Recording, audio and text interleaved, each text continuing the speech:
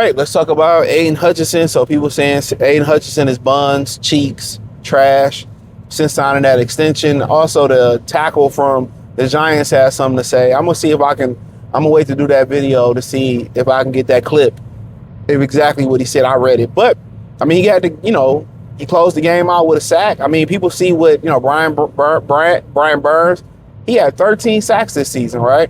What we do, 11 games, 12 games? Myles Garrett's had 13 sacks in the last 4 games alone. He has 18 sacks on the season. 22 and a half is the record held by TJ Watt and Michael Strahan. Now, I don't know if TJ Watt did it in a 17-game season or the 16-game season. So you remember the whole Brett Favre, Michael Strahan thing. The guy that had it before Michael Strahan, I seen a video, it was this year or last year, he had a B. He's still mad about that shit because Brett Favre laid down and gave the sack to Michael Strahan. But it is what it is, right? And, people looking at what Myles Garrett is doing, and they like, well, Hutch supposed to do that. But, Myles Garrett, they got a good defense over there. You know what I'm saying? Let's say what they say. He got a lot of help on that defense. And for Hutchinson, for the most part, you got a Lee McNeil still knocking off the rust. And really on the other side of him, you got a third-string defensive end and Al-Quaid Muhammad. And at best, you got a potential, starter in Marcus Davenport, who ain't really never did nothing outside like a season or two. Josh Pascal, really more of a run stopper and a disruptor. So you see guys like Brian Burns, who has, Kayvon Thibodeau and Abdul Carter, who ain't did much this season. Hutch is really anchoring that by himself, to be honest with you. So it's really him versus everybody. Now, I read a stat that said that he has 6 total quarterback hits that whole game on Jameis Winston, and that was like a record or something, but, almost don't cut it. You got to sack him. And, for the most part, they can slide protections. They can double them. They can slide protection, doubling them. He don't have a partner. They don't have nobody they can respect. When you start talking about DJ Reader, Roy Lopez, Tyleek Williams, none of them are pass rushers. And Lee McNeil, he's a pass rusher now, coming off an injury. Al-Quaid Muhammad's a solid player, but he ain't nobody you want starting, no disrespect. So it's like people got to look at it for what it is. I get it. You paid to do a job. You do a job. Let's say you're doing a job at, the plant. So you're going to ship, receive, put away. Also, you're going to refill the lines. You're going to support the lines. That's a 2-3-man job. So you're asking this man to do a 2 or 3-man job, and he on his lonely. He's by himself. Who's going to help him? So, yeah, they was doubling and sliding towards his way. Of course they can do that. It's literally he's generating a whole pass rush. But y'all just say, oh, he's supposed to be a one-man army, and, everybody got help. If he getting all this attention, why ain't nobody else beating their man? Did y'all ask yourself that? You know what I'm saying? Like, y'all always complain about Aidan Hutchinson, man. I remember a couple years ago, he do sacks don't always tell the whole story. He got his money. I mean, it happens. St. Brown got his money. All of a sudden, this motherfucker dropping balls.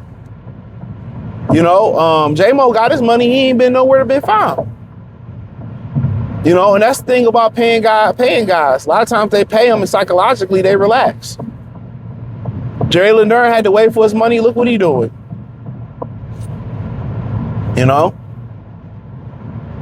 So, I mean, that's just what it is. But he needs some help.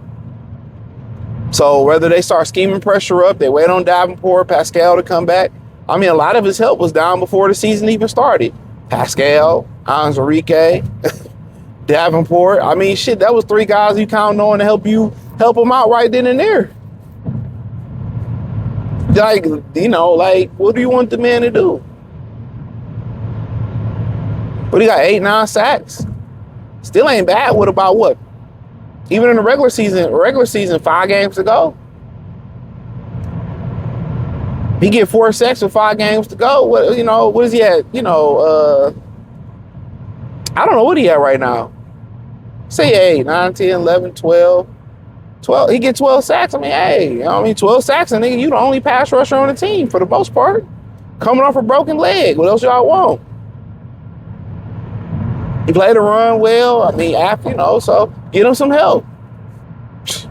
They down today. The guy that's like a backup to the backup, Al-Quaid Muhammad.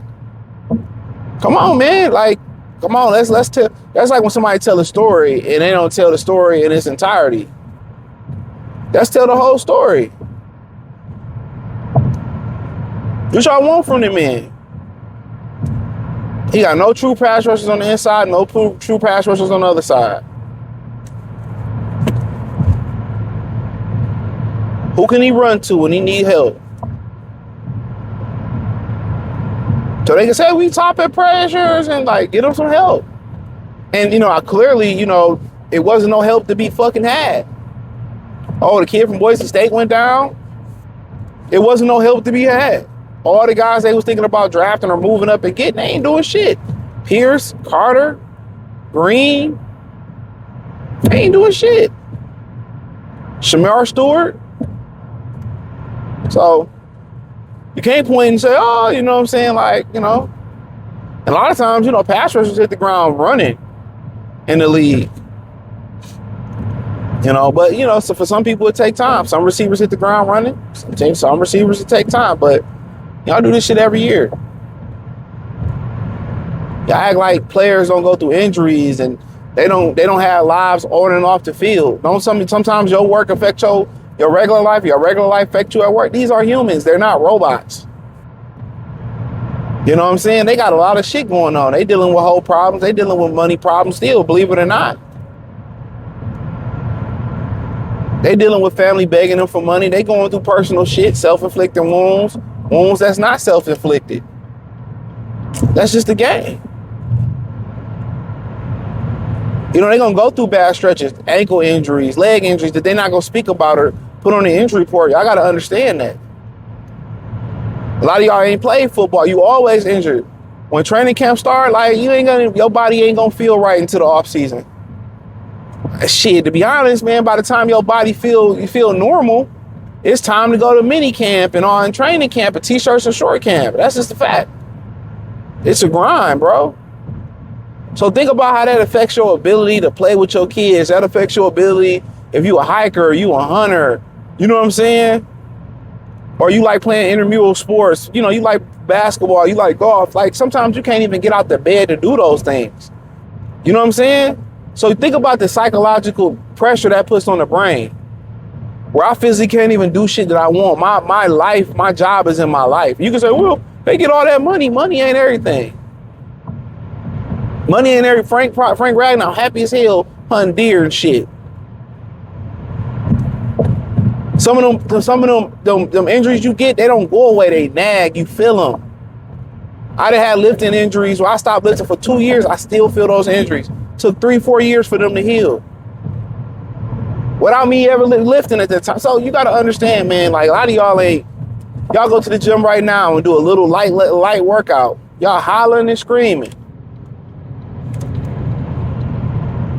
They do this shit on the red. They play games, do film, and still lift weights during the season. It's just insane, bro. But hey, hit the link in the description. Follow me on Facebook, Instagram, Kick, Twitch. Hit the link tree. Find me everywhere. Peace.